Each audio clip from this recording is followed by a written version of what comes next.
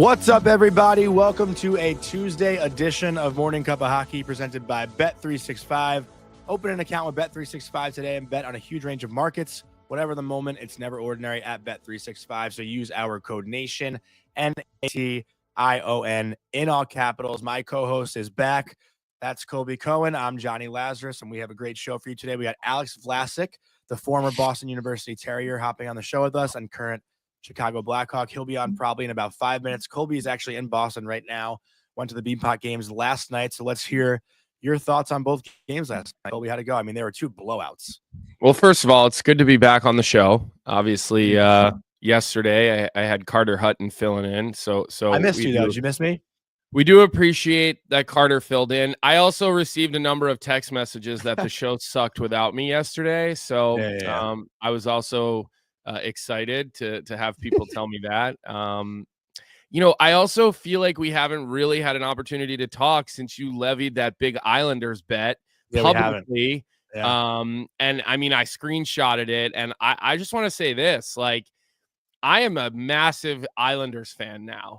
I mean, I am ready to watch the Islanders try to win every single night. And you know me, like, I've been so hard on the Islanders for the last couple, year and some of this show. Yeah. But when you come out and you volunteer yourself to get a tattoo like that, I got to tell you, I will be watching a lot more Islanders hockey for the rest of the year. I am now, I might have to buy a Patrick Waugh jersey.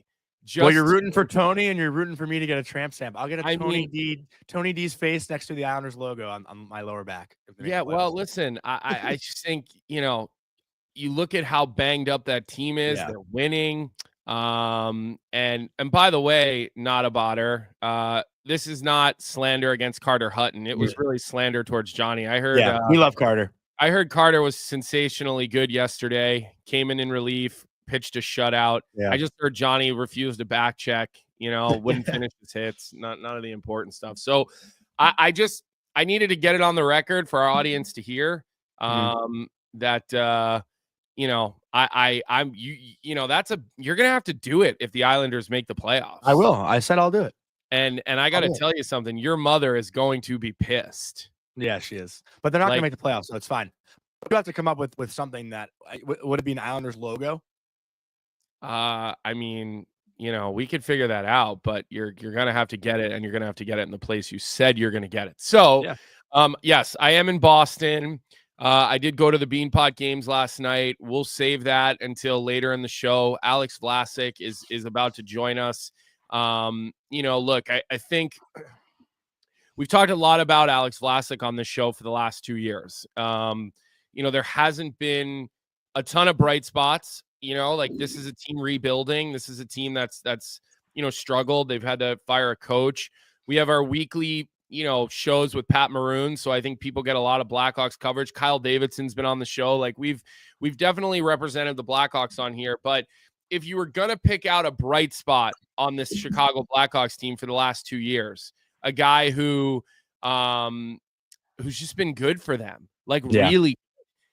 And Bedard has had his ups and downs, and there's been some, negativity about him this year, which I think is probably a little bit unfair.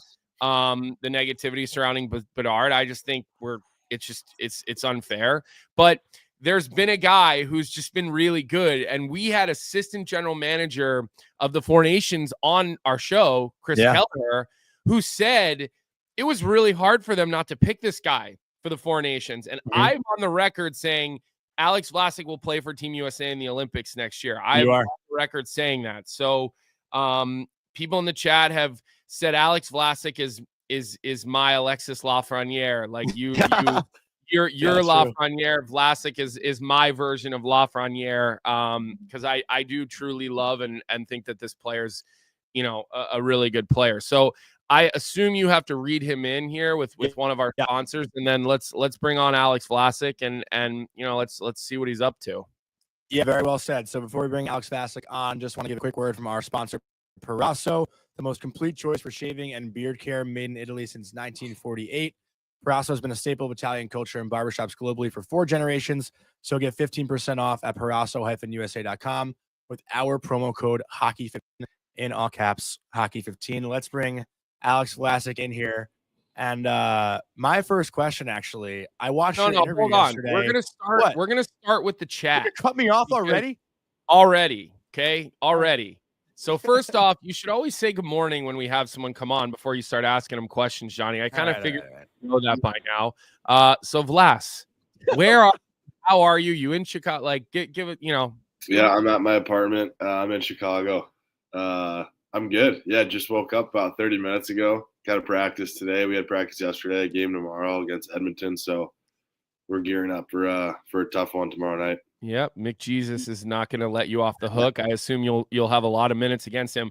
I'll start in the chat. We have a live chat with our show, Vlas, and we try to include them, and they kind of help inform what we do on this show. But I know the answer to this question, but it's a question I think a lot of people all wonder what your relationship is to Marc-Edouard Vlasic in San Jose. Like, it's not a super common name in the National Hockey League, right? There's two of you, so maybe you can just shed a little light into that, and then we'll let Johnny get to his question, and we'll kind of get moving along here. Well, it's kind of ruined now. Yeah, he's my cousin. He's my first cousin, so my dad's nephew. And he grew up in Montreal, like my dad's side of the family did. My dad was born there as well, or not born there, but lived there until he was like 22. So that's kind of where that all, I guess, happened. But he's like 37 now, maybe. Yeah. So we're not like too close with that side of the family just because like the age difference and stuff. But he was obviously such a big influence on me growing up, and was a huge reason of why like myself and my sister and my brother were so invested in hockey. Well, my question's ruined now, Alex. So I was going to ask you before you spoke, how many people are just shocked when they hear your voice because it doesn't really match your face? Like, you have one of the deepest voices I've ever heard in my life. And it's a little like raspy right now. I just like got like a little cold 2 days ago.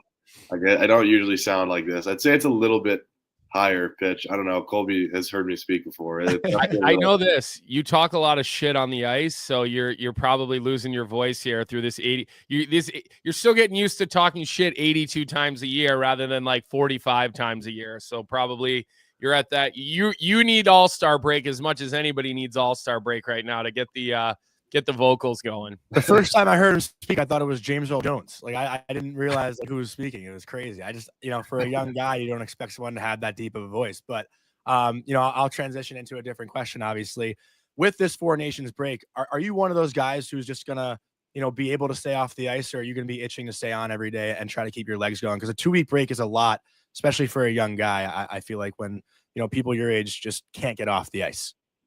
Yeah, I feel like it's going to be something I got to learn how to like balance I think it's important to get away from the rink, and especially for us, it hasn't been like an easy year mentally. I think that's a huge aspect of why some of us, are looking forward to the break in a sense where you can kind of get a little bit of that mental reset coming in and using that as some energy to get back into your system. But yeah, I think you don't want to obviously be away from it too much just because you don't want to get checked out, or you don't want your legs or your lungs to kind of suffer from not really moving or doing anything. I think certain people have different ways of going about it. I kind of plan on hopefully trying. Where's the vacation booked?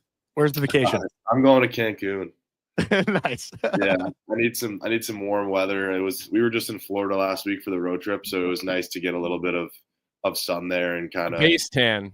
Yeah, a little bit of a tease for my trip to Cancun. So it was nice to get that sun and the warm weather. I'm excited for it. So, all well and good. And I don't know if you were logged in yet and you could kind of hear what we were talking about. But, let me ask you this.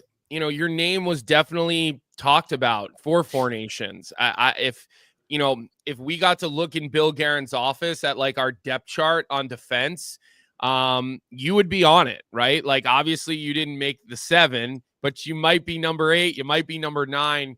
Is it difficult with that kind of swirling around? Like, is that something that weighs on you? Because we've seen a bunch of other players that didn't get off to good starts this year. Guys that we thought would play in the world in the nations, in the Four Nations, Canadian guys, American guys, like, you look at a guy like Tage Thompson as a good example. Obviously, he's been in the news lately. He's been scoring.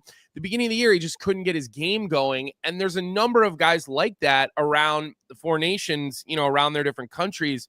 And I wonder how you dealt with it, and if that's something that maybe weighed on you. I mean, for you, you've had a good season. There hasn't been crazy ups and downs for you. So, I would still think it's difficult because playing in your country colors is just different. Yeah, I think it's honestly, like, coming into this year, it was never something that I really even going in last year, thought about, like myself being considered for this team. And coming into this season, I felt like I was just kind of focused on what I was doing here with the Blackhawks and the performance there. And so once the noise kind of started to develop a little bit and people were, I had some reporters asking me about it.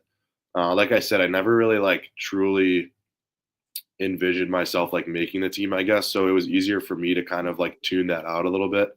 Whereas I think if, some of the guys who were maybe projected on the rosters beforehand, they might have had a little bit more pressure on themselves going into this season and the performance that they were focused on this year. But for me, it was never really at the forefront of my emphasis on my hockey this year. It was just kind of show up and try to play a good game and worry about that day.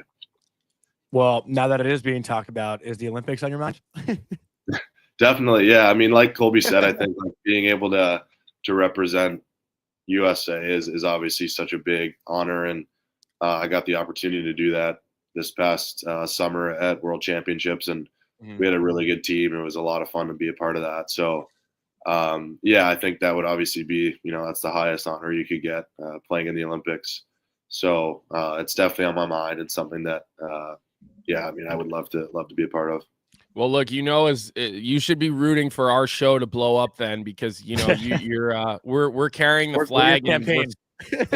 We're campaigning for 2026 Alex Vlasic to be on one of 7 on the ticket. And I'll say this, because I gotta have a front row seat to your entry into the league. I mean, when you came up out of college, you played 15 games that first year.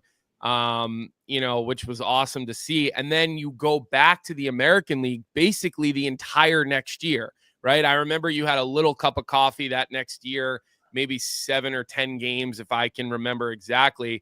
And then obviously you come back the next year and you'll never go back. And so I'm just curious, because we've had some GMs come on the show, Kyle being one of them. We had Chris Kelleher on. We were talking about Marco Rossi and how development is not a straight line. And, we yell and scream at each other about young players on the New York Rangers all the time, because Johnny's a big New York Rangers fan. So we've had some really heated arguments. And I'm curious from your point of view, how important was the American League and what did that do for you? Because I do know this. We have a lot of very loyal Chicago Blackhawks fans that are with us on this show every day. And I think, there's some growing concerns about some of these guys that are in the American League and staying in the American League, the second overall pick, right? He's in the American League. And I'm like, this is a good thing. This is where you need to be. This is where you need to work these things out. But I would say you're living proof of the perfect situation. You did 3 years in school. You got a cup of coffee. You worked things out in the American League and played 30 minutes a night. And now you're playing in a top role in the NHL. And I just feel like more people should look at your path. Yeah, I agree. I think development is definitely different for everybody. And I think it's never too, for somebody who could be 22 years old playing in the AHL, it's not too late for them to still take those steps and make it to the NHL. But for me, I think being able to go down to the AHL was something that I obviously, you never want to hear. But at the end of the day, I kind of just accepted it for what it was worth and knew that, it wasn't anything personal. It was probably what was best for me. And I tried to make the most of my situation. And fortunate enough, I was able to, play penalty kill, play power play down there. And like you said, play, 25 minutes a night. And I felt like I was able to just build my confidence and kind of get used to the pro hockey, mentality and mindset that you need. And then once I did come up to the NHL to play with the Hawks, I felt like my confidence was just a lot different. And I felt like I wasn't, treating the NHL as something that I wasn't good enough to play in. It felt like I was ready to be there. And that AHL time helped me kind of realize that. I have a separate topic I want to ask you about. And, I hear there's a funny story behind this, but was one of the bigger adjustments for you also, people call it the Never Hungry League or the Never Hungry League, the adjustment to going out to restaurants and eating food? Because I've heard a sushi story and an Irish goodbye that you might have had early on in your career with one of your former teammates. Sushi story. You're celiac for people who don't know. So I am. I'm sure that's an adjustment for going on the road and dealing with the team services guy. And I got this from Mike Hartman, by the way, so maybe that would ring a bell with the story. I'm trying to. Okay, Mike Hartman. That guy's a clown. I'm trying to remember what that story is. I don't know. You went out for sushi, and apparently you were gone without anyone knowing within 2 minutes. I just left. I don't remember that. I'll have to call. I gotta say this, Johnny, and I love Mike Hardman, but he's not the brightest bulb. So I wonder if maybe he had a couple too many before dinner, and then maybe he's mixing up people and stories. I mean, that would be right up Hardy's alley to do something like that. I mean, he did go to Boston College, like he didn't get the same level of education that Vlas and I get on our end of Com Ave. Yeah, I don't know. I mean, maybe he's right. I mean, it's definitely. I don't think I would just like Irish goodbye. I feel like it wasn't a dinner. It must have been like we were just like out with boys or something. I've definitely Irish goodbye a couple of those, but like not a dinner. But yeah, I mean it's definitely. I mean, I don't know if you actually want me to talk about that, but like just the difference between AHL and NHL, like the food is insane. Mm-hmm. I mean, yeah, you go on the road in the AHL and you're kind of just on your own, and for breakfast it's just like a little bar from Starbucks, like a protein bar. And then here, obviously, you get like an endless buffet or whatever. Yeah. So I've seen the behind the scenes in that show that you guys have on YouTube. Yeah. Like the cafe that you guys have in your rink looks insane. Yeah. I've heard like from some of the players who have played elsewhere that with the Hawks, it's like one of the best things they've seen. So it's awesome to be able to kind of just have everything at your fingertips. And not only for you're doing it in basically your hometown. I mean, you're from Wilmette. For people who aren't familiar, with traffic, an hour from the city; without traffic, 20 minutes from the city. I mean, it can, depending on what time of day, you can really buzz from the North Shore right down to the UC. It doesn't always work out well for guys playing in their hometowns, right? It can be distracting. The fans get on you pretty quickly, but with you, it seems like you have relished it. And I know people were so excited, even when you came up a couple of years ago. I guess you don't have much to compare it to. This is your first NHL team and you've got a long contract, but what's that been like? I assume you're playing in front of your parents every night still, your family, your girl, all that's got to be pretty cool. No? Yeah, it's awesome. I feel like having my parents. Yeah, my dad drives every single night down to the game, even if there's construction on the highway and stuff. It's taking a while right now, but he still makes like an hour and a half. He'll be there. So yeah, I'm super lucky to have them there. My girlfriend, all my friends and stuff. They come to some of the games, so it's definitely. I'm definitely blessed to be able to kind of have that experience. And like you said, I haven't really experienced anything differently. So it's kind of what I'm used to, but it's something that I definitely don't take for granted, because it's awesome to be able to go home for like a day if we have an off day or something and kind of almost get away from the rink a little bit and get that like home cooked meal and play with the dog and stuff. So yeah, it's awesome.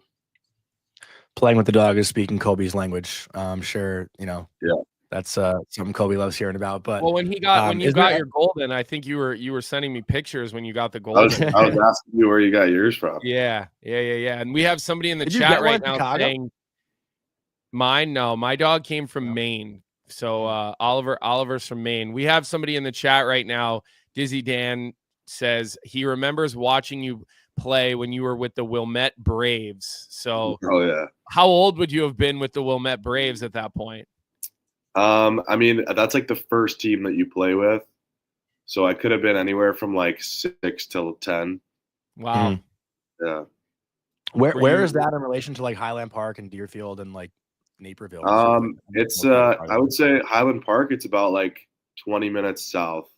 Okay. Of Highland Park. Yeah. Yeah. So you're playing for the Chicago Mission Bantams, right? And I mean, Fifth Third Arena probably wasn't around by that when you were playing for Chicago Mission. Maybe it was because you are young, but did you think like I'm gonna play for the Blackhawks one day? I mean, I feel like most kids have that as like a dream, but not that many like truly believe it. Did you think this was like your path or were you just like one of these guys that was just riding the wave and having fun? And because listen, I'll be honest with you, I watched you play at BU. And like you were a good player at BU, but like you're a stud in the National Hockey League, and like you were a good defenseman at BU. Like I mean, the jump you took, I'm just my opinion, right? I get to have one of those. It's impressive. Yeah, I feel like when I was playing at the Mission at that age, I never really thought. I mean, growing up, like I always wanted to play in the NHL, but yeah, it was kind of more for me just playing to have fun, and it was a sport that I was good at and that I liked.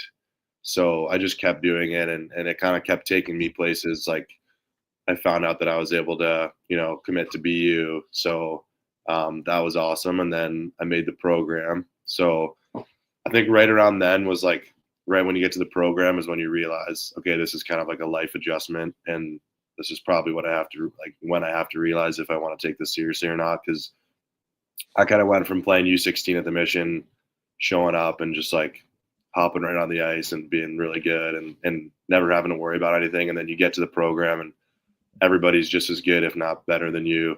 And, you're at the rink 5 hours a day. It just becomes like a job. And I remember the first couple months being pretty sick of it. I was just kind of rattled. I was like, my life is gone. My social life, I left all my friends at home, my family. And here I am just kind of slaving away at the rink. But after those initial couple months, like I realized that I loved it, and our team and our situation that we had there was so good. So it was an awesome experience playing there. And then, like I said, yeah, that's when I realized, okay, like, you see the draft reports coming out of like 2 years from now, 1 year from now, and you see your name on there wherever it may be. So that's where it kind of became realistic. And then as far as playing for like the Hawks, I never honestly envisioned. I just wanted to be in the NHL. I never knew what team it would be. So yeah, it couldn't have worked out any better.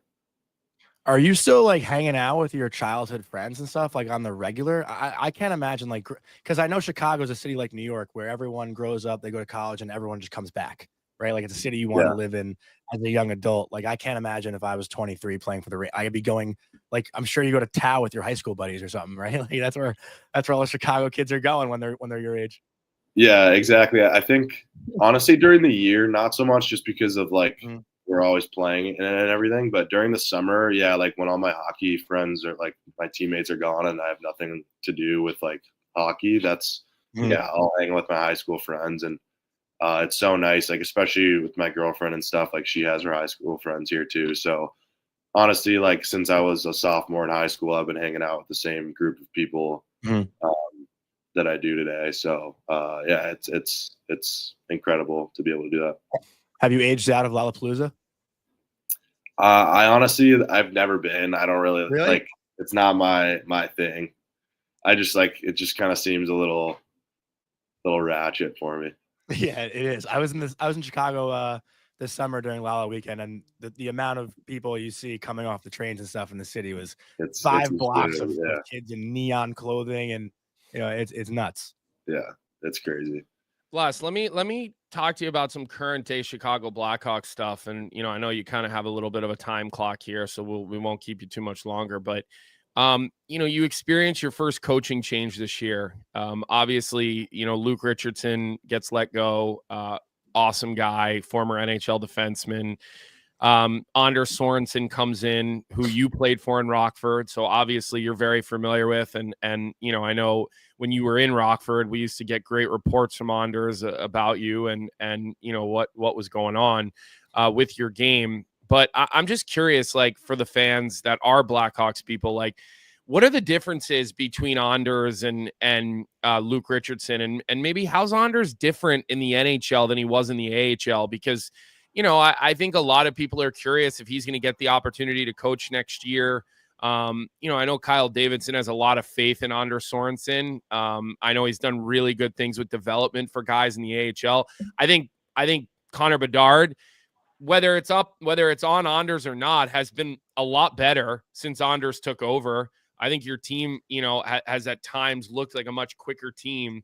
And so I'm just kind of curious what that's all been like for you, because I can't imagine you dealt with that anywhere else in your career. And the other name I want to throw at you, because it's a name that's sort of near and dear to my own heart, is Kevin Dean. And he runs the defense, and he's a guy who we hear a lot about Charlie McAvoy's development as a young defenseman, along a lot of other guys in Boston. And Kevin Dean, man, he's had a big hand in developing a lot of really successful NHL defensemen. So, I'm curious, when I give you these names and bring some of these people up, like how do you react and feel about these people for what they've done and what they're doing?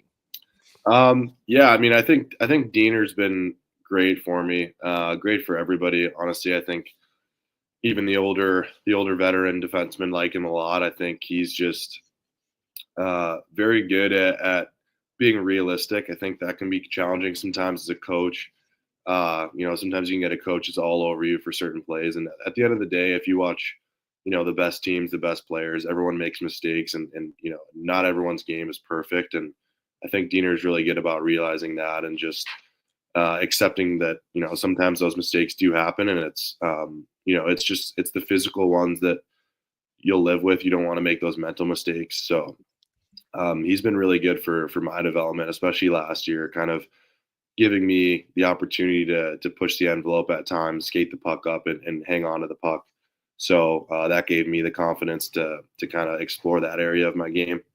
But as far as Anders goes, yeah, he's been really good. I think as a team, we've definitely appreciated the kind of style of coaching that he's brought in. I think he brings a pretty intense, voice into the locker room. And I think some guys respond well to that. I think, with our team and how sometimes we don't show up in certain periods and stuff like that, he can come in and kind of rip the guys apart and let us know that we need to be better. So he's been really good in that department. I think he's done a great job with just the systematic style of things and kind of making what he wants very concise and clear with the team. So that can kind of cause some issues at times with coaches and teams. And he's come in and, like I said, done a really good job. I know we are running short on time. I do have two more questions I have to ask you. So I'm saying that before. Are these more Mike Hartman questions or what? No. These are ones I got from some of your buddies. That's for sure. I reached out to a couple. So they'll probably be goofy questions last. So one of them is actually my own. This one I did get from someone who knows you pretty well. I heard you're a big movie quote guy, and I love the stupid comedies myself. And I was very happy when I heard you're a big Benchwarmers and Step Brothers fan. Who in the NHL is on your level with quoting movies? And like, I know Patty Maroon can throw them around too, but I don't know if the movies really line up with the age difference. I'm trying to think. Alec Martinez is really good at it. I heard he's hilarious. He's honestly probably my favorite teammate. One of my favorite teammates I've ever had. He's like, I didn't know how I'd get along with him because he's like 37 years old. Mm-hmm. But I feel like me and him honestly have very similar personalities, and he's just, he's always like having a good time and kind of like pranking guys, messing around. So he's all time. Diehard Lions guy, I heard. Like he must have been bummed about that loss. Right. Yeah. Right before you came on, I asked Johnny if he knew the movie Basketball. Do you know that movie? I know it, but I've never seen it. Yeah. So like I told Johnny before the show, it is a classic, and hopefully the chat, at least people in the chat, know the movie Basketball. Maybe you can chime in with your favorite basketball line. But I told Johnny he kind of reminds me of Squeak Scolari from Basketball. Can I give the finger on the show? And he didn't take too kindly to that. So you got to watch Basketball, Vlas, and then right. and then you'll tell us what you think. Look, for me, the last one I want to ask you about. Well, I still have one more. Pat Maroon comes on our show every week, or at least 3 of the 4 weeks of every month. And, we kind of put him through the paces of different things going on, around, people agree with me, Johnny. They think you're like, I know. I'm responding. The chat is siding with me today on you being Sweet Solari. But, Pat comes on our show every week and, he kind of just airs it out on what's going on. Not really just with the Hawks. We ask him about hits around the league. We'll ask him about the Ryan Hartman suspension probably when he comes on. I think he's coming on Thursday with us. But what is it like to play with a guy like Pat Maroon? Because he's really become a legend amongst the players. I think fans love him for good reason, but his and I don't mean this in a disrespectful way, because he's a very good player. He's lasted, he wins everywhere he goes, but he's a legend of a person more than he's a legend of a player. Like, what he brings to the locker room, it's nothing you can measure on paper. And so, what has it been like for you to get to play with him this year and see what he's like behind the scenes? Because everybody sees, the front man, right? The stuff on Chicklets or our show, or when he does his TNT interviews or he's mic'd up. But you obviously have a different viewpoint with him every day. Yeah, I think kind of like you said, like I had always heard stories of this guy coming in, and I had asked my good friend John Beecher on Boston when we had signed him, and I was like, oh, like, is Patty a beauty? And he was like, dude, he was like all time, like one of the best teammates you'll have, and so big expectations coming in. He's definitely met those expectations for me. Like, he's such a good guy. He cares for everybody on the team. I think that's what you love to see, is he truly, would do anything for those guys in the locker room. And he's a good mentor to the young guys as well, like myself. He does a good job of kind of being vocal when he needs to be, and leading by example. And he's always making sure that everyone's, doing the right thing. So yeah, I'm honestly so honored to be able to like play with him and to be able to learn from a guy who's had so much success and won so many Stanley Cups. It's very, very special, I think, for a lot of the young people in the locker room to be able to say that they have played with him and kind of like I said, learn from everything that he brings to the table. Has anything about him surprised you with how often he gets into the shit on the every shift? Yeah, I think what I honestly can appreciate a lot is when we're down or when he knows the boys need to get going, like that's when he steps up his trash talking or like his fights after the whistle, like that kind of thing. Which, a lot of guys won't do. A lot of guys don't want to fight just because the team needs to kind of get a little wake up call, but he's the guy that knows like that's his bread and butter, and that's what he does best. So it's really cool to see somebody who's in it for the team like that. And my last one, I got to ask this because I don't know if it's like common knowledge or not. I but know Johnny, Connor, how do you not ask him if there's something embarrassing? Like, how do you not piggyback that and say, "Hey, can't you give us something embarrassing that we can use against him?" I thought we gave him a chance. He wasn't going to do it. I thought. Well, I mean, that's why you gotta go to the next level of question. You gotta dig in a little bit and say, "Give us something we can use against him when he comes on the show on Thursday." Book. He's easy enough. I don't know. Let me brainstorm on that. Maybe I'll text you. All right. Yeah, we need something goofy that he does, whether it's on the plane, whether it's in the room, like something goofy, something we can call him out for a little bit. And he's a good sport about everything. Yeah, okay. Oh, well. And my last one, I know Connor's a big LeBron guy. So what did he make of the Luka trade? I don't know if you're an NBA fan, but he must have been freaking out about Luka going to the Lakers. Yeah, I gotta ask him. I'm not really sure. I didn't talk to him about it, but I know I kind of did see that trade. Like, I'm not a huge basketball guy, but I know enough to know that was kind of like a weird trade that like didn't really make much sense. Yeah, it was nuts. Yeah. I just always feel like Connor's talking about LeBron whenever I see a clip or something. Yeah, that's his player comp. Well, there was a question in the chat, and we'll let you go on this one, but you play Edmonton tomorrow, right? Do you have to prepare differently for a game when it's Connor McDavid? and I know there's a couple of those types of guys around the league. You unfortunately have to see them a lot. You see McKinnon a lot. You see McDavid a lot. You get thrown into that West right now, and it's not fun. There's really no night where you're not facing like a perennial superstar type of player. Even now, you go to San Jose and you got to go against Macklin, who's doing crazy things at his age. But do you have a different type of preparation for a McDavid night? I would say I don't have to like prepare differently, but I definitely have to play differently. I think, yeah, like my job most likely will be to just shut those guys down. So with the puck on my stick and the plays that I try to make, like I think I have to be a little bit more simple, a little bit stronger on pucks just to make sure that I'm not giving them anything. I think they capitalize on turnovers and those chances again. So I just kind of have to make sure when I'm playing that I'm being smart with it and not kind of trying to do anything too risky. Yeah. And I see a question in the chat too. I mean, do you have another 2 minutes? Yeah, go for it. All right. Tommy T is asking about like friendships and teammate relationships off the ice, like who you hang out with away from the rink the most. And I'll add my own into that and say who's your favorite friend to play against in the NHL? Favorite friend to play against, I think, is Zegras. Yeah. He's just like an idiot. Like he's awesome. Like he's one of those guys who, like when me and Matt Boldy are like pretty close, but we're both very like competitive and we kind of get into each other like when we play each other. Like it's not like fun because he's just like we try to like blow each other up and piss each other off. And with Z, it's kind of just like just kind of joking around the whole time.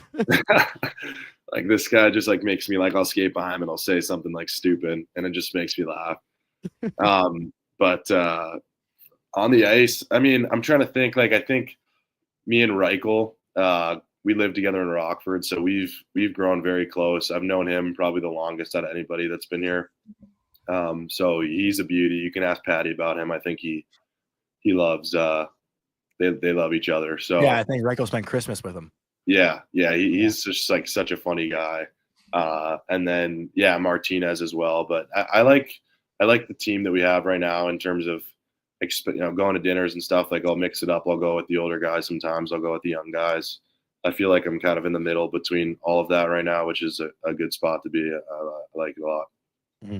Yeah, I mean it's not long before Korchinski's back and Artie, and then you're going to see Rinzel at some point. Like you're not far away from being the elder statesman of this decor, right? I mean, Murph has obviously been around, but listen, he's on the back nine. I mean, he's not 22 anymore.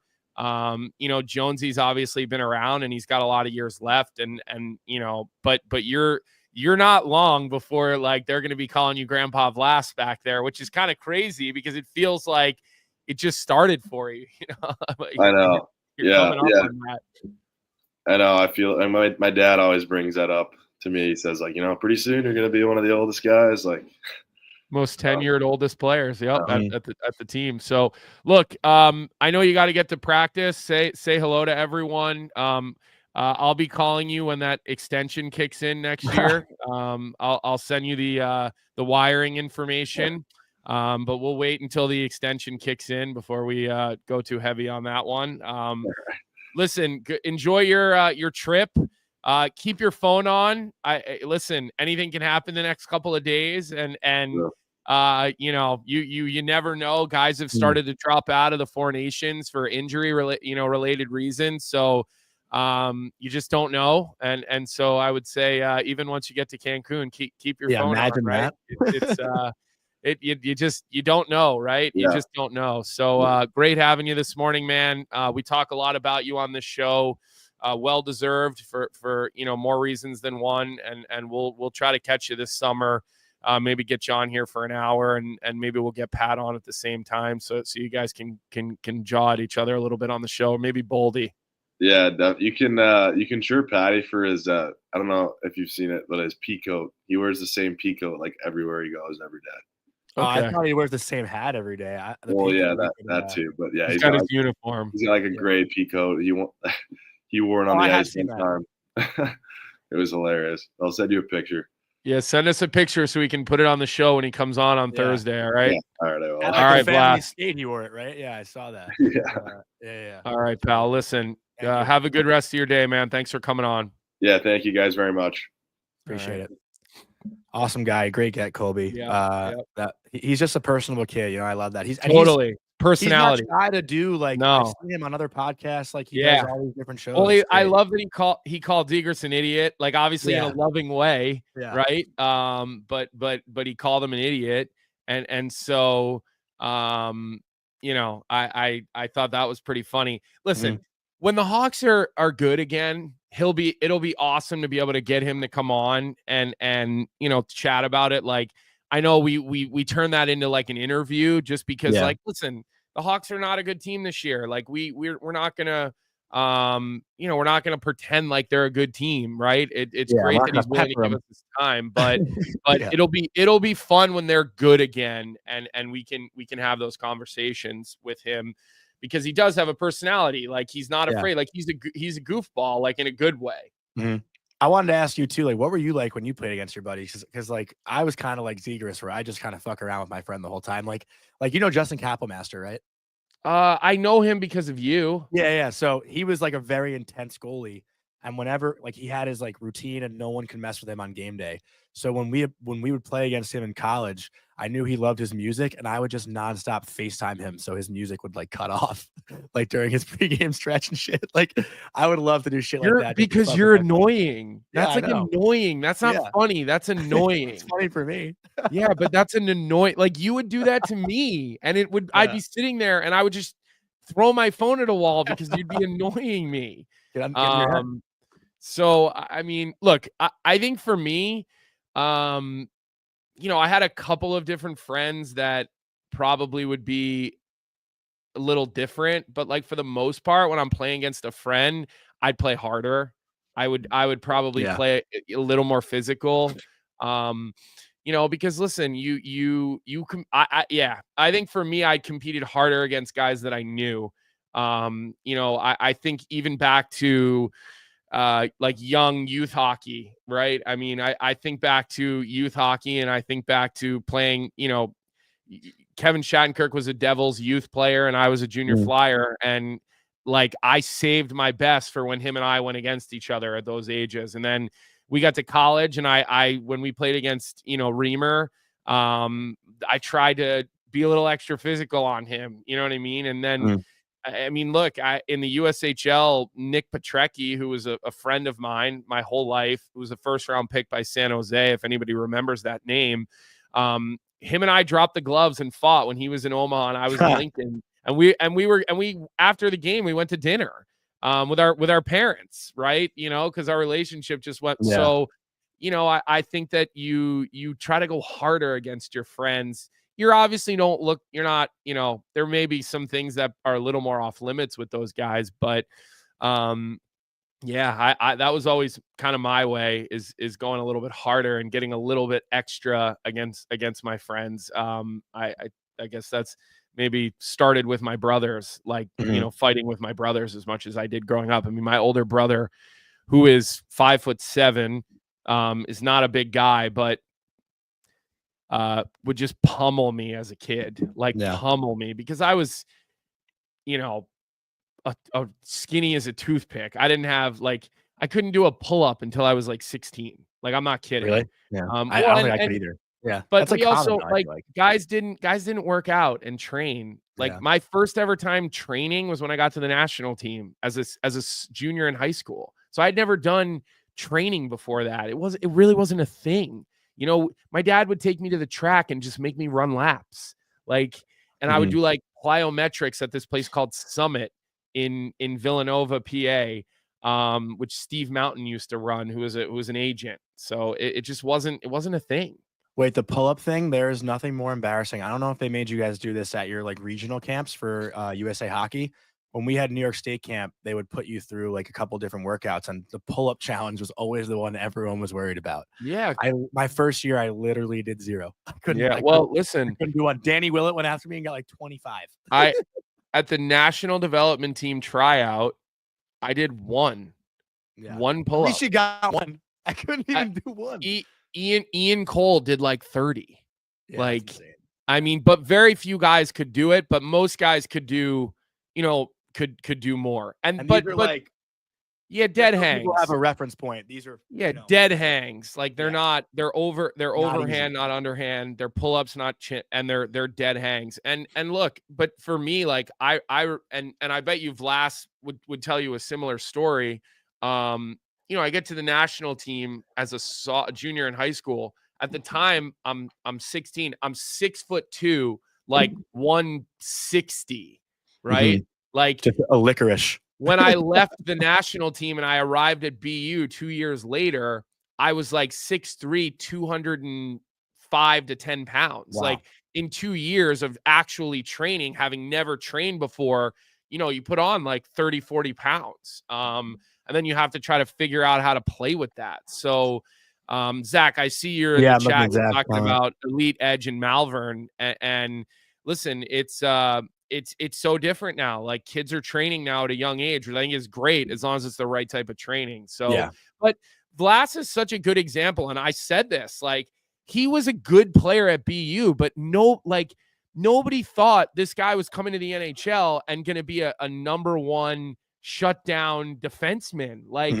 but I felt like you could see it right when he got in the NHL. Like there were some holes, but he could skate, he could pass, he could shoot. Like he just could do everything, Vlasic, right? And then he really took his training serious and his skating and his, I saw people asking what he does in the summer. I know he works with Brian Kane, who's a skills coach in Chicago. He was a player at UMass years ago. And then he married Dale Talon's oldest daughter. But he was a good hockey player himself, and now he's a really good skills coach. And I know Vlasic works with him quite a bit. So, listen, the summer is where these guys are still getting, are still kind of working on these types of things, working on the skill development. He'll have a 5-month summer probably to He'll get invited to play in the World Championships. By the way, people are asking me the curtains behind me. I've seen like 3 or 4 people. I'm at Hotel Commonwealth in Boston. I'm not home. I'm staying in a hotel. I was very fortunate that I asked them if they had a room that had like a separate little area that I could sit to do the show today. So they were very accommodating to that. But that's where I am right now. Like I said, Hotel Com. I went to the Beanpot yesterday. I'll tell you, the atmosphere in the 8 p.m. game, which was BC, Northeastern was awesome. Like I got to give love to the crowds and the fan base, the student sections for those 2 teams was incredible. It was one of the most electric atmospheres I've seen at a Monday Beanpot game. It was like, and Butchie and I sat next to Justin Williams and his son. What's he doing now? Justin Williams works for the owner in Carolina. I don't know what his exact title is, but he's like an advisor to the owner.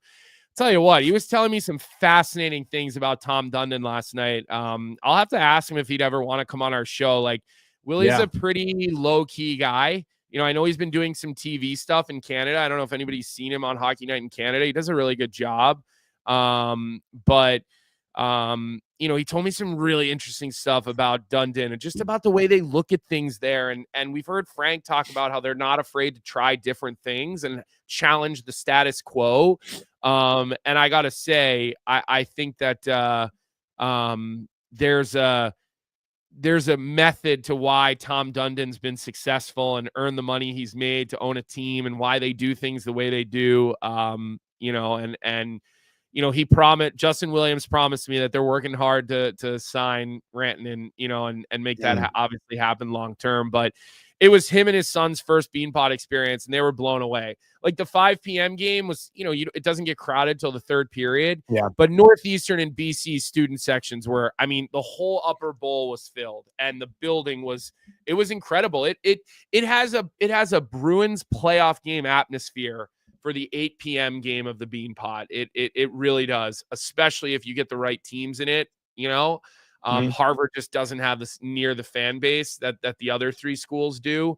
So it was really it was entertaining, and all the guys, the stars were stars last night. I mean, Cole Hudson, 4 points. It's so interesting how he's like smoother than Lane, and he's so different than Lane, but he gets to the same spots and he makes the same play. Quinn Hudson had a game.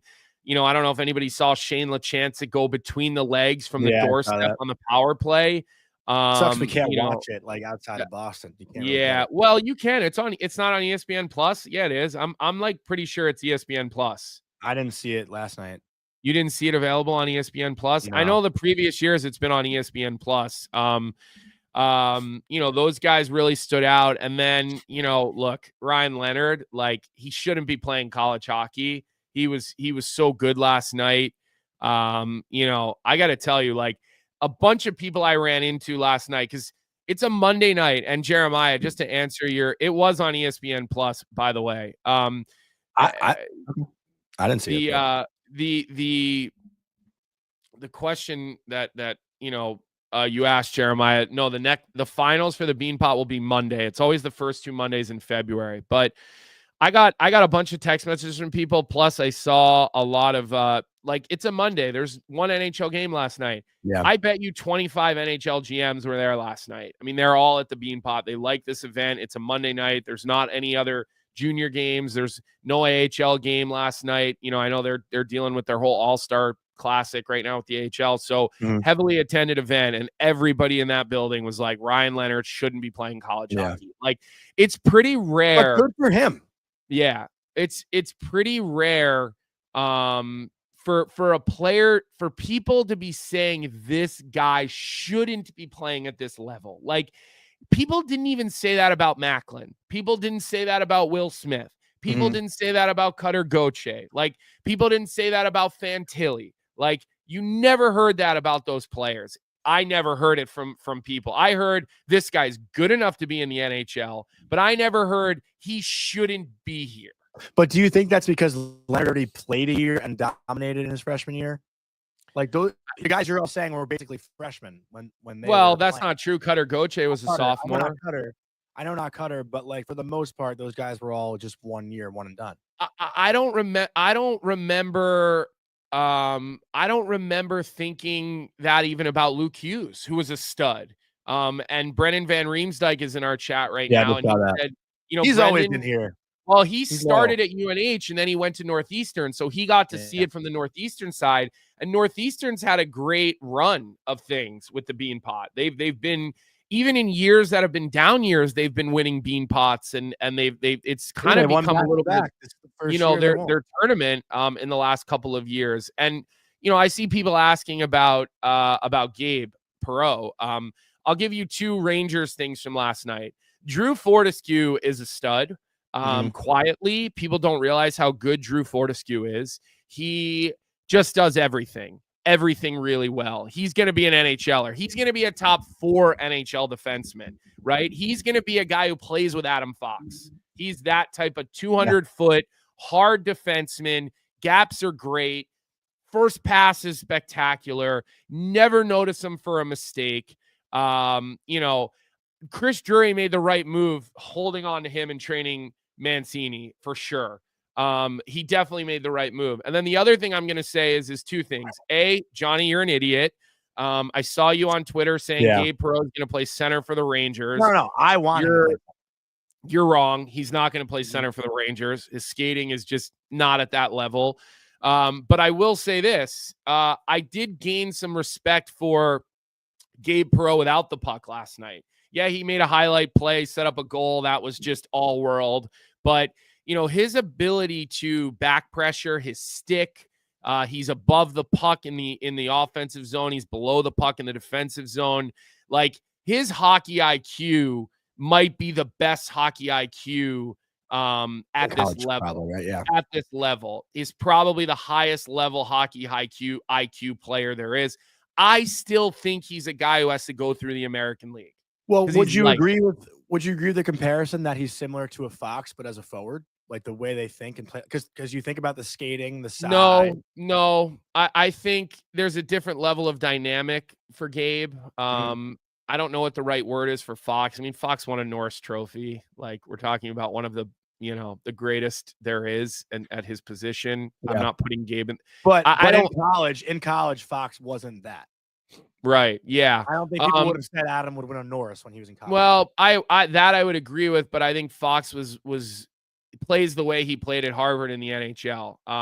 I just think we'll see. I just think Gabe's path is through Hartford. I do. Yeah. I think he should go back to school for one more year and make it so his path doesn't go through Harvard. Wow. I don't think that will happen. Yeah, I don't think so either. But I think that if he did that, he'd probably help himself not have to go through Hartford. And if you were a college player like at BC, you'd probably rather stay at BC than go play a year in the AHL, right? But these 2 years, I mean, this is probably one of the best. Like, that team's going to be good next year, but they're not going to have Ryan Leonard. They're going to lose some of these defensemen. People don't talk about how good the D-core is. What about Minetti and Hershuk, Fortescue, Powell, Skahan? I mean, the defensive core for BC is full of guys who are probably NHL talented caliber defensemen. They really are. They don't give up a lot. And then there's Jacob Fowler, who's, sensational in net. So those are my little Rangers pickups for you last night, Johnny. Yeah, thank you. But I the more I watch Drew Fortescue, the more I'm like, I got to tell you, like, I would have dug my heels in on keeping Drew Fortescue too. Like, I don't think he's ready, or should he do one more year as well? I think he should stay one more year. I think for a defenseman, I think a third year can just be all the world of a difference. Look at Alex Vlasic. Yeah. Look what it's done for him. Vlasic will never play another game in the American Hockey League. He played 1 year, not even a full year, right? I mean, it just gave him the opportunity to get into that role and grow into that role. So those are sort of some of my Beanpot takeaways last night. It's good to be in the building. It was good to see it. It's good to catch up with a lot of different people. Like a lot of managers around the league were hanging around, and a lot of scouts and people there watching their prospects. I mean, there's a shit ton of draft picks on those teams, right? I mean, even Harvard has 9, right? So there's a lot of draft picks in those games. I have a hard off in about 5 minutes. Okay, so let's do 365. Well, I wanted to talk about the Hartman suspension. Yeah, let's do that. Yep. Because I think 10 games is a little harsh. Yeah. And I think you agree with me. Yeah. Obviously, we're on the unpopular side of what this play was. I think I said it yesterday with Carter Hutton. I can't imagine that Ryan Hartman was really thinking about what he was doing and driving Stützle's head into the ice. Like, I see like the good usually, and I don't think to the negative with my initial instinct. But I have to imagine a hockey player is smarter than to do that. Like, what do you think? Because I thought, if anything, he'd get the 8 games that Rempe got. Because I still think what Rempe did was worse, almost. Yeah. I think he knew that he was kind of leaning into him, and I think he fell. I think they were really both going down. I didn't think – I thought 10 games was steep. I was sitting with Butchie and Justin Williams last night, and we all got that notification at the same time. And we all looked at each other confused.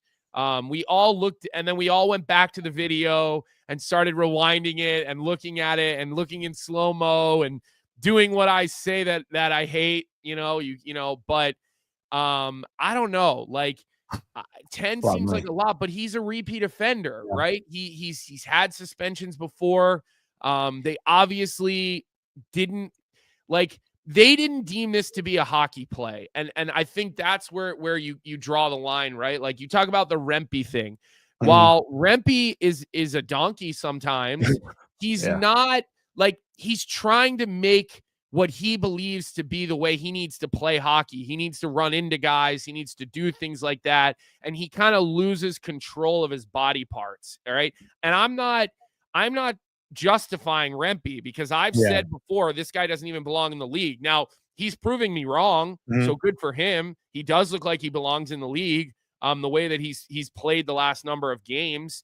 But I just don't think – I think their big issue was that they just felt like this is just not even remotely a hockey play. It just wasn't, right? I It was just think he really drove his head to the ground. I don't. Mhm. I mean, I'll have to see it again. Like, I watched it like 4 or 5 times, I know, but me too. initial instinct wasn't like, I don't think this is as egregious as everyone else thinks. Yeah. Obviously, it's not good. I'm not saying it's No, good, of course. but I think 10 is like a deep, deep, deep suspension. Yeah, I was expecting when I heard he has a hearing, I was Yeah. like, "Oh, wow, he's gonna get 6 games. They're gonna give him a little bit of a kick here." But it just like think about it. If you're George Parros and you're watching that, right? And I know people Yeah. are highly critical of George Parros, and I've been the opposite of that about George Parros. I don't agree with everything he does, but that's okay. But you know, you're just looking at that and you're going, this has nothing to do with hockey. Like this play has not, it's just nothing to do with hockey. So I think that's where they felt like they could throw the book at him. And it's just one of those things that you just can't do. So, all right, Johnny, give us your 365 and help everybody lose a little bit of money. No, and then we won with ease last night. What'd you do? Take the over in the Beanpot games or what? No, we took that would have been good, but we actually should have bet the Beanpot last night. Honestly, we took Sens money line, which was even money. For some reason, Nashville was favored last night, and the Sens won with ease. So Sens money line was free last night. And shout out to Ottawa, they're on fire. They've won 5 in a row. Jake Sanderson has been money with 9 points in his last 6 games, I believe. He's got 5 games, actually. 3 goals, 6 assists in his last 5 for Jake Sanderson. Scored a beauty last night, walking the blue line. But tonight, there are 14 games tonight in the NHL. It's like a frozen frenzy, but they're not doing the frozen frenzy, if you will. And what we're going with tonight is the Detroit Red Wings money line. They're on the road in Seattle, taking on the Kraken. The Red Wings, again, are another team that is one of the hottest in the NHL. Seattle has lost 3 of their last 4. The Red Wings are on a 6-game heater. They've been money since Todd McClellan over. They're only allowing 1.50 goals against a game. They're scoring north of 3 goals a game. They are underdogs tonight in Seattle for whatever reason. You're getting them at even money. So we're going with the Red Wings on the money line tonight. They are, one of the hotter teams in the league. And I see Joe Albany saying, we don't need this, Johnny. I don't know what he's referring to, but if anyone else has another pick, feel free to put it in the chat. But I am going with the Detroit Red Wings tonight on the money line. Todd McClellan. He's listen, when you see things like this happen, it's hard to argue that coaching, Matt. Like it's hard. Like you see how important coaching is, whether it's inspirational, whether it's structural. There's different ways to coach a team. But you see it in these types of scenarios. So great to be back on the show today. I went from missing my first show ever to missing a second show. But it was great that Carter Hutton filled in for us. We've got a pretty packed rest of the week. Micah Ruzioni and Pat both on Thursday. We're probably going to Dan Rosen tomorrow, who covers the NHL phenomenally for the NHL. And then, Micah Ruzioni on Thursday, and then we'll have Pat come on after Micah Ruzioni. Maybe we'll have them on together a little bit. I'm sure that would be really, really cool. So that'll be great. So obviously you guys have some good stuff to look forward to the rest of the week. Make sure you give us a like on this episode. Yesterday's episode, again, not quite the level that it was the show Johnny missed. But it was a good show, and it did some good support from all you guys. Go ahead, Johnny. I just want to say one more thing, because I watched Jeremiah's show last night with Hot Take Hockey and Frank, and I want to shout those guys out. Always showing support to us, and it was nice to be able to watch their show last night. I actually got Jeremiah fired up too. I asked him who had a better career, or who's had a better career, Patrick Kane or Alexander Ovechkin, and we'll table that conversation for next week during Four Nations. Colby and I will probably get into that, but I did piss off Jeremiah, I think, a little bit with that, and I say that in a joking way, Jeremiah, just so you know. Jeremiah, you and I are probably on the same side for once, just a hint on that. But it's a great show today. We loved having Vlasic on. Give us a like on the episode, subscribe to Daily Faceoff. You guys know the channel lineup. You won't want to miss it. We look forward to Dan Rosen tomorrow, talk a little overall NHL, a lot of games tonight. Obviously we're gearing up for Four Nations. So Rizzo is going to be great on Thursday. get your questions ready for those. And other than that, listen, we appreciate you guys today. Glad we got some questions from the chat in. And as always, we'll be right back here with you all 9 a.m. tomorrow. Have a good day, everybody. What's up, hockey fans? If you enjoyed that video, then you need to be hitting the subscribe button right here at Daily Faceoff. Exclusive interviews and analysis from our hockey insider Frank Saravalli, fantasy updates from Brock Sagan, and a daily live show at noon Eastern, Monday through Friday. You don't want to miss any of the fantastic content, so hit that subscribe button.